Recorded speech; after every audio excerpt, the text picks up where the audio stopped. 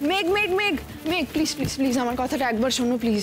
গিনি, এরকম একটা কাজ করার আগে তোমাদের একবারও মনে হলো না যে আমার সিচুয়েশনটা কি হতে পারে? না না মেঘ মেঘ মেঘ প্লিজ আমার কথাটা শোনো, তোমরা কেউ নয়, আমি করেছি, প্লিজ আমার কথাটা একবার একটু শোনো। গিনি এবার চুপ করো, আমাকে বাড়ি যেতে দাও প্লিজ। মেঘ আমার সত্যি খুব বড় ভুল হয়ে গেছে, আমি বুঝতে পারিনি তোমরা দুজন দুজনকে দেখে এরকম ভাবে রিঅ্যাক্ট করবে। আর নীল ভাবলো কি করে যে আমি ওর সঙ্গে দেখা করব?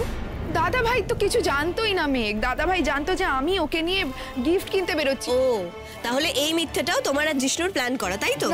মেঘ প্লিজ প্লিজ আমাদের ক্ষমা করে দাও, আমি হাত জোড় করছি, আমাদের ক্ষমা করে দাও। আর কতজনকে আমি ক্ষমা করবো বলো তো? না না বলো। শোনো জিষ্ণু, আমি তোমাকেও ক্ষমা করতে পারলাম না, আর গিনি তোমাকেও না, তোমরা আমায় ক্ষমা করো। মেঘ মেঘ কেউ আমরা পেছনে আসবে না। মেঘ আমি তোমার গাড়ি করে পৌঁছে দিচ্ছি। আমি একা চলে যাব। মেঘ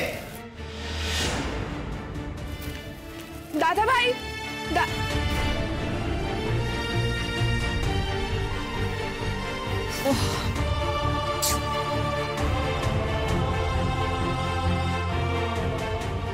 খুব ভুল হয়ে গেল কি? এটার জন্য কালকে কিছু গন্ডগোল হবে না তো? আমরা দুজনে একটা বড় গোলমাল করে ফেললাম।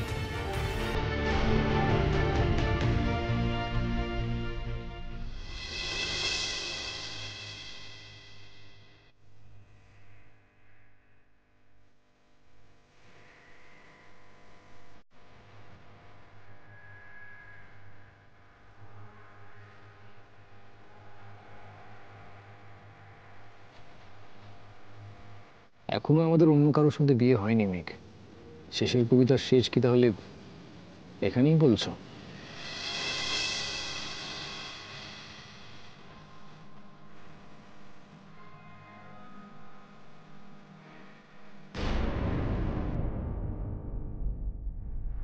পারছি না নীল, পারছি না আমি তোমাকে আমার ভাবনা থেকে সরিয়ে দিতে। কি করি বলো তো? আমার বিয়ের আগে সারাটা রাত আমি তোমার কথাই ভাবলাম। এক মুহূর্তের জন্য তোমাকে আমি নিজের মন থেকে আলাদা করতে পারলাম না। আমি কি অন্যায় করছি নীল? আমি কি অন্য একটা মানুষের কাছে অবিশ্বাসী হয়ে থাকবো? বিয়ের পরেও কি এইভাবেই তুমি আমার মনের মধ্যে আনাগোনা করবে? কেন নীল, কেন এরকম হচ্ছে আমার সঙ্গে? এতদিন আলাদা থেকেও কেন তোমার উপস্থিতি আমার মনের মধ্যে এতটাই উজ্জ্বল, এতটাই গভীর? তুমিও কি ভুলতে পেরেছো আমাকে? আমাকে দেখে আজ কি মনে হচ্ছিল তোমার? নীল, এখন কি করছো তুমি? জেগে আছো? না না, আমি আমি আমি কেন ভাবছি তুমিও তো। আচ্ছা, আমি কি ঠিক করছি বিয়েটা করে? আর কি করতে পারি আমি? আমি যদি পালিয়ে যাই নীলের সঙ্গে কেমন হবে? তখন আমি রাগটা গিনির ওপরে রেগেছিলাম না নিজের ওপরে সেটাও জানি না। নীলকে দেখে যে আমার গোটা দুনিয়াটা দুলে উঠেছিল, ওর বুকের ওপর ছুটে গিয়ে মাথাটা রাখতে ইচ্ছে করছিল। মনে হচ্ছিল বলি, নীল আমাকে আটকে রাখো প্লিজ, আমাকে দূরে কোথাও নিয়ে পালিয়ে চলো প্লিজ, কিছুতেই এই বিয়েটা হতে দিও না। কিন্তু আমি পারলাম না সেসব কিছু বলতে। সেটার জন্যই কি আরো রাগ হচ্ছিল? কেন কেন আমার এরকম কঠিন পরিস্থিতিতে পড়তে হচ্ছে? তাহলে কি এবার আমাকে এভাবেই বাঁচতে হবে? মনের মধ্যে বাস করবে একটা আমি, আর সকলের সামনে ঘুরে বেড়াবে আর একটা আমি। এত অভিনয় করে জীবন কাটানো সম্ভব?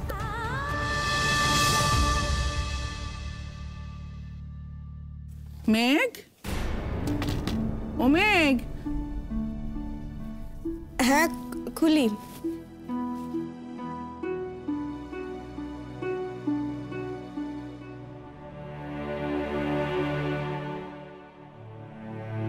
কিরে মা, সারা রাত ঘুমোসনি?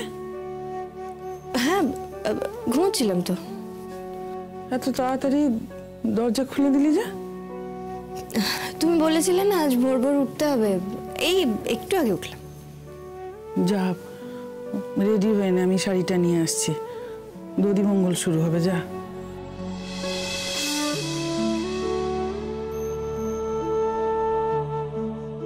জানি রে মা, দারুণ মনোকষ্টে রয়েছিস। আশা করি কালকে সকালটা তোর অন্যরকম হবে, হাসি মুখে হবে।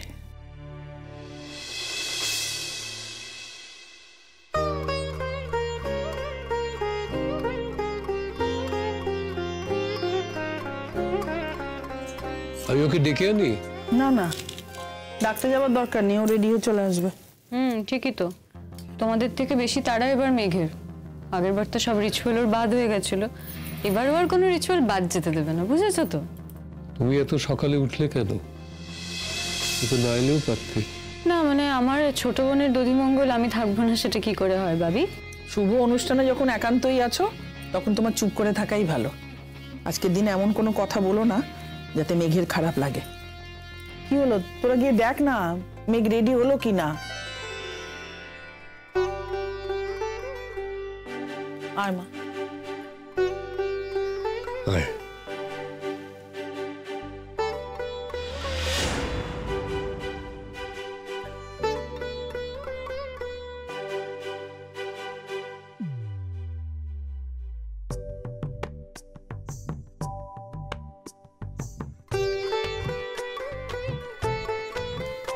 কর।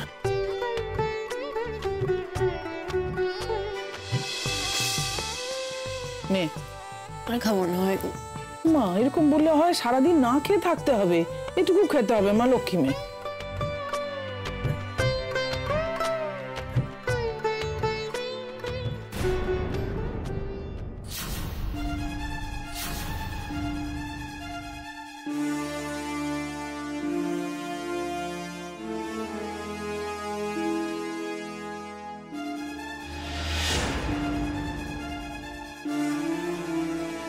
মারে, যা করছি তোর জন্য ভালো হয় যেন, সেটা তুই যেন সুখী হোস।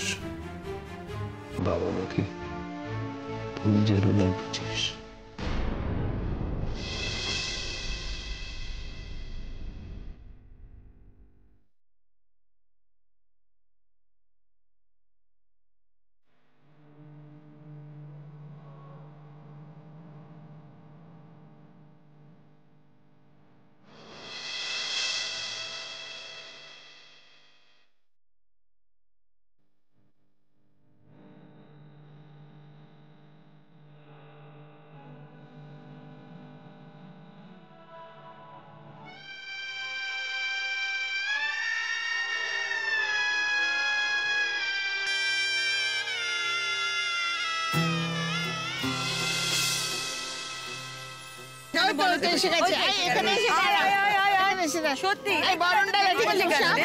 ঠিক আছে।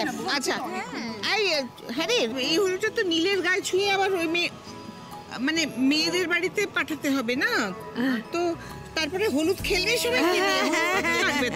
তুমি কিচ্ছু চিন্তা করো না দিদিভাই, আমি সুশীলাকে বলে বেশি করে হলুদ বাটিয়ে রেখেছি, ঠিক আছে? কিন্তু আমার একটা কথা, যে আমি ভাবছি বাকি বাড়ির সবাই কি হলুদ খেলবে? আরে বাবা, খেলবে খেলবে, সব খেলবে। হ্যাঁ শোনো, এখানে যারা যারা আইবুড়ো আছে তাদেরকে আমি বলে বলে এবার হলুদ বাকিয়ে ছাড়বো, হলুদ একবার হলুদ করে দেবো, বুঝতে পারছো? বিয়ে করাটাই বাকি থাকবে। এই তো নীলের পর লাইনে কারা আছে, প্রথমে গিনি, তারপর লাল। বারে আমি পরে কেন? আমি তো হলুদ মাখতেই চাই। ও তুই হলুদ মাখতে চাস না, কিন্তু বিয়ের নাম শুনলে তুই 7 পা পিছন দিকে চলে যাস। আরে বাবা, আরে বোনগুলোকে উদ্ধার না করে নিজে বিয়ে করাটা কি ঠিক? আরে দাদার দায়িত্ব বলে একটা ব্যাপার আছে না। আগে নিজেকে উদ্ধার করো, তারপরে তুমি বোনেদের উদ্ধার করবে, বুঝতে পেরেছো? এই দাদা ভাই, তুই এরকম কাঠ হয়ে দাঁড়িয়ে রয়েছিস কেন? ঠান্ডা লাগছে নাকি? সে তো লাগবেই গিনি, খালি গায়ে এতক্ষণ দাঁড়িয়ে আছে। এই শোনো শোনো, আমাদের যা যা নিয়ম কানুন আছে সেগুলো তাড়াতাড়ি সেরে ফেলি, তাই না বলো? তারপরে আবার মাথায় জল ঢালবো, তখন তো ঠান্ডা লাগবে, ঠান্ডায় ঠক ঠক করে কাঁপবে। না ঠিকই আছে, বুঝলে? ধরো এই 7 দিনে যে একবার চান করে তার মাথায় 1 ঘোড়া কেন, ঘোড়া ঘোড়া জল ঢালা উচিত। এগুলো না একটা মানুষের জীবনে একবারই হওয়া উচিত। বারবার এই লোক হাসানো ব্যাপার, তোমাদের যে এত ফুর্তি করতে থেকে আসছে আমি জানি না। আচ্ছা ঠিক আছে ঠিক আছে, দ্বিতীয়বার হলেও মহাভারত অশুদ্ধ হবে না। চলো চলো চলো। এই তোমরাও কি কমেডিতে পার্টিসিপেট করেছো নাকি? কমেডি কেন বলছো নীল? যে মেয়েটাকে সঙ্গে নিয়ে তুমি জীবনে এগোবে, সে যখন শুনবে যে তুমি বিয়েটাকে এভাবে নিচ্ছ, তখন তার কেমন লাগবে বলো তো? বাবা, এখানে তো সবাই দেখছি তার কথা ভেবে একেবারে কাতর হয়ে পড়ছে। এই কেন ভাববে না রে? এই তোমরা সবাই বলো তো, সবাই একটু বলো। আমরা বাড়ির লোকরা ওকে বলে বলে হয়রান হয়ে যাচ্ছি। আচ্ছা বাবা ঠিক আছে, ডিভোর্স কি তোমার একার হয়েছে নাকি পৃথিবীতে? নাকি ডিভোর্সের পরে তুমিই প্রথম যে বিয়ে করছো? আরে এরকম তো এখন হামেশাই হচ্ছে, আর ঘটা করেই হচ্ছে।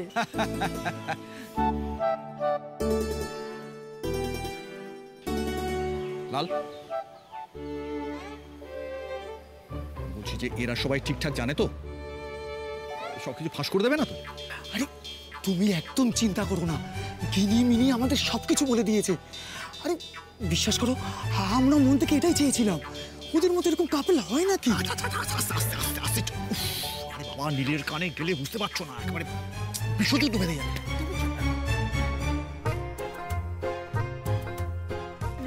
দেখি ঠাম্মি, তুমি হেঁটে হেঁটে চলে এলে কেন? ঠাম্মি, বাবা ঠাম্মির হুইল চেয়ারটা কোথায়? তুই থাম দেখি বাপু, তোর গায়ে হলে দেখবো বলে তোর বাবার হাত ধরে এলাম। বরযাত্রী যাব হেঁটে হেঁটে, আর বউ নিয়ে ফিরবো নেচে নেচে। আচ্ছা আচ্ছা ঠিক আছে ঠিক আছে, নাচ টাচগুলো মুলতুবি থাক, এই অবধি যথেষ্ট হয়েছে। ঠিক আছে। ও বড় বৌমা বলো, এখানে এসো। আসতে গেলে কেন? তাড়াতাড়ি করে শুরু করো। আরে বাবা, দাদু ভাইয়ের গায়ে হলুদ হয়ে গেলেই ওই হলুদ তো আবার দিদি ভাইয়ের গায়ে লাগবে। ঠাম্মি, পায়ে পড়ি তোমার।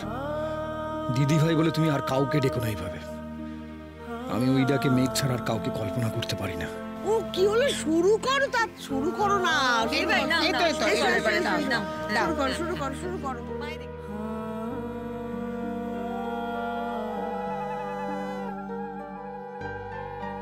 তোমারও কি এখন গায়ে হলুদ হচ্ছে? মেঘ, শুনেছি ছেলের গায়ে লাগা হলুদ মেয়েকে দেওয়া হয়। আচ্ছা, কার গায়ের হলুদ মেঘ তুমি নিজের গায়ে মাখছো? মেঘ, পারতাম নাকি আমি আর তুমি নতুন করে সব গড়ে তুলতে পারতাম না?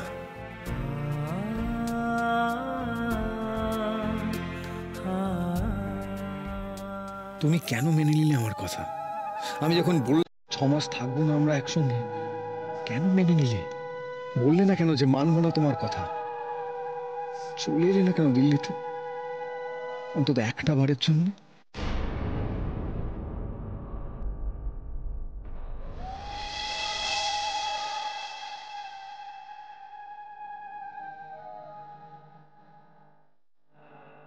ও দাদু ভাই রে, মনটা কোথায় হারিয়ে ফেললি? এবার তো গায়ে হলুদ হবে। কি হলো, তোমার দাঁড়িয়ে কেন? না না না, হলুদ কই? দাও দাও দাও, তোমরা এসো, তোমরা এসো।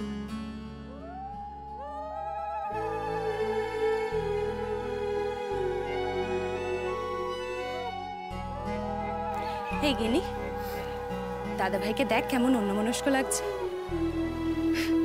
দাদা ভাই তো মেঘ ছাড়া অন্য কাউকে দেখতে পাচ্ছে না রে। দেখ দেখ দেখ, চোখ দুটো দেখ। ভাব যদি মেঘ একবার এখানে চলে আসতো কি হতো। মায়াই লাগছে দাদা ভাইকে দেখে।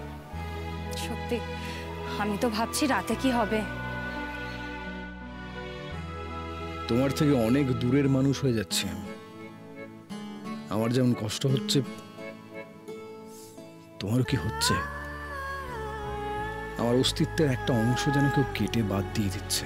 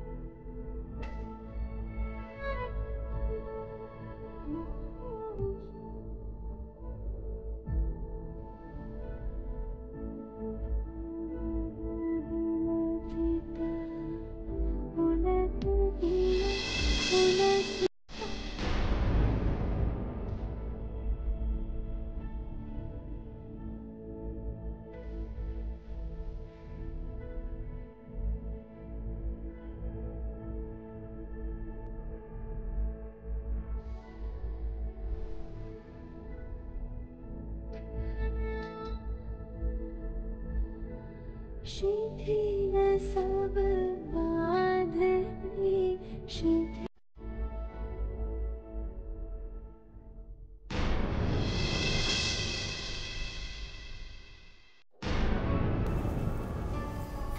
হ্যাঁ হ্যাঁ, না না না না, আমি একদম রেডি আছি, আমি বেরোচ্ছি একদম হয়ে গেছে।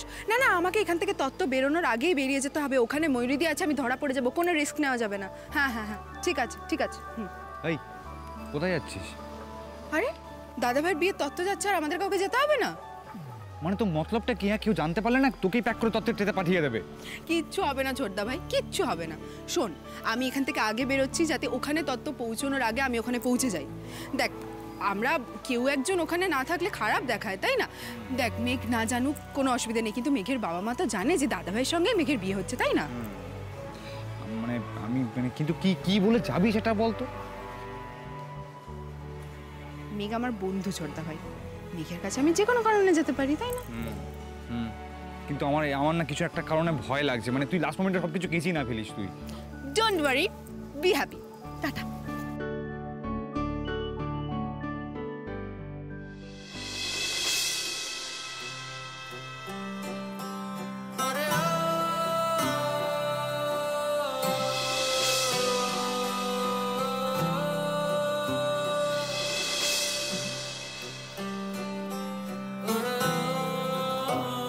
তোমার কি গায়ে হলুদ হয়ে গেছে নীল? আসবো? এসো।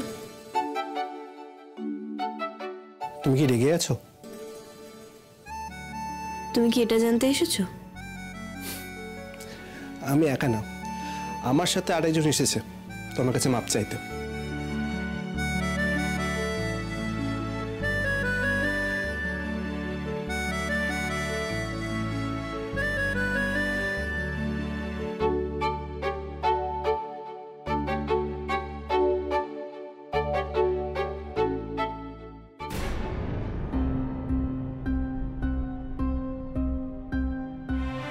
খাওয়া খেয়েছিস? এই ময়ূরী, তুমি এসে গেছো? একটু হেল্প করো না গো, তাহলে এই তত্ত্বগুলো খুব তাড়াতাড়ি সাজানো হয়ে যাবে। তত্ত্ব সাজাতে হবে তো? ঠিক। কি অদ্ভুত, দেখো এখনো ছেলের বাড়িতে কারা কারা আছে সেটাই আমার জানা হলো না। মা, ছেলের বাড়ির ফ্যামিলি মেম্বার কারা কারা, মানে সেই হিসেবে তত্ত্ব সাজাবো। ওই সবার বাড়িতে যেমন থাকে আর কি, ওই ননদ, শ্বশুর, শাশুড়ি। ময়ূরী, তুমিও না একটা পছন্দ মতো ছেলে দেখে বিয়ে করে ফেলো। হ্যাঁ, করতে হবে, ঠিকই বলেছো। কিন্তু আগের বার তো আমার বরকে মেঘের পছন্দ হয়েছিল, দেখো এবার মেঘের বরকে আমার না পছন্দ হয়েছে। এই কথাগুলো এখন থাক না ময়ূরী। মা, নিজের ছোট বোনের বিয়ে, একটু মজা করছিলাম, একটু মজা ঠাট্টা করবো না? বেশ, তাহলে থাক। মা, গায়ে হলুদ কখন হবে? ওই বাড়ি থেকে হলুদ এলেই হবে। এবার দেখতে হবে তত্ত্ব কারা আনে, কোনো চেনা লোক আনছে নাকি। আচ্ছা, আমার এখনো কেন খচখচ করছে সবটা? এটা যেন বিয়ে বাড়ি নয়, এটা যেন সাজানো কিছু হচ্ছে। আচ্ছা মা, ওরা এত দেরি করছে কেন? গায়ে হলুদ হয়ে গেলে তো মেঘকে সাজতে বসতে হবে। তুমি এক কাজ করো মা, ওদের নাম্বারটা দাও, আমি ওদের ফোন করে জিজ্ঞেস করি কত দূর। না না, তোর ফোন করার দরকার নেই। ওরা বাপিকে ফোন করেছিল, বললো যে ছেলের গায়ে হলুদ হয়ে গেছে, গুছিয়ে গাছিয়ে আসতে যতটুকু। ওমা, তোমরা হাত বন্ধ করে দাঁড়িয়ে রয়েছে কেন? দেখো, গায়ে হলুদ শুরু হয়ে গেলে না, তখন কিন্তু এদিকে আর কিচ্ছু করতে পারবে না। অনেক কাজ ওদিকে পড়ে আছে, তাড়াতাড়ি হাত চালিয়ে করো, হাত চালিয়ে করো। মা তার মানে নাম্বারটা আমাকে ইচ্ছে করে দিল না। মা, মেঘ কিন্তু আর দুঃখ করতে পারবে না যে ওর কিছু হলো না। দেখো, আগের বার বিয়েতে ওর বিয়ের আগের অনুষ্ঠানগুলো কোনোটাই হয়নি। এইবার আইবুড়ো ভাত, দধিমঙ্গল, গায়ে হলুদ সবটা করিয়ে নিল।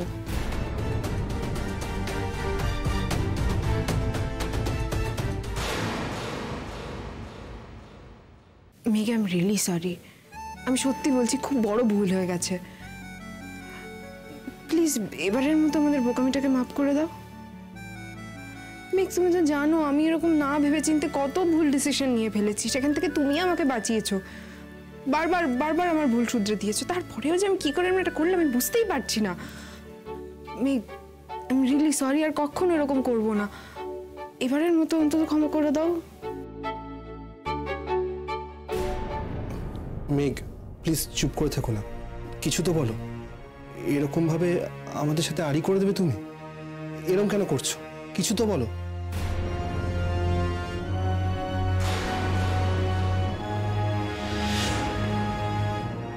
তোমার দাদার গায়ে হলুদ হয়ে গেছে কিনা?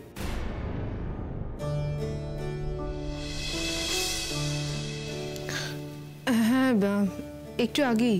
তোমার তো হয়নি এখনো? না, বরের বাড়ি থেকে এখনো আসেনি হলুদ। এসেছে ম্যাডাম, এসেছে, আমরাই এনেছি। উফ, কতক্ষণ যে এভাবে হাসি চেপে বসে থাকতে হবে না কে জানে। মেঘ তুমি প্লিজ একবার আমাকে বলো, তুমি আমাকে মাফ করে দিয়েছো? গিনি, মাপ তো অন্যায়ের হয়, অপরাধের হয়। তোমাদের কি এটা মনে হয় যে তোমরা কোনো অন্যায় করেছো?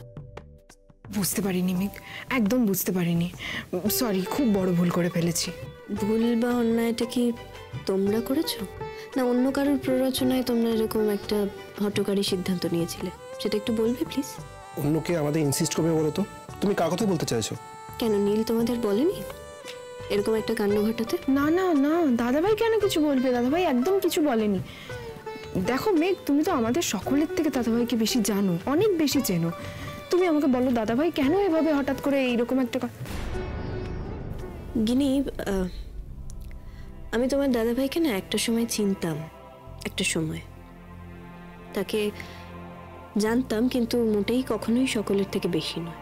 আমরা খুবই কম সময় একসঙ্গে থেকেছি, তখন আমি যতটুকু চেনার চিনেছি, কিন্তু তারপরে আমরা অনেকটা সময় আলাদাও থেকেছি। আর একজন মানুষের ভাবনা চিন্তা গতি প্রকৃতি বদলানোর জন্য সেটা তো যথেষ্ট সময়। মেঘ প্লিজ এটা বিশ্বাস করো, কাল যা ঘটেছে তার মধ্যে নীলের কোনো দোষ ছিল না। আমি যেমন তোমার গিফট কিনবো বলে তোমাকে নিয়ে বেরিয়েছিলাম, গিনি ঠিক সেরকমভাবে নীলকে নিয়ে বেরিয়েছিল গিফট কিনবে বলে। একটা কথা জিজ্ঞেস করবো গিনি, সত্যি বলবে?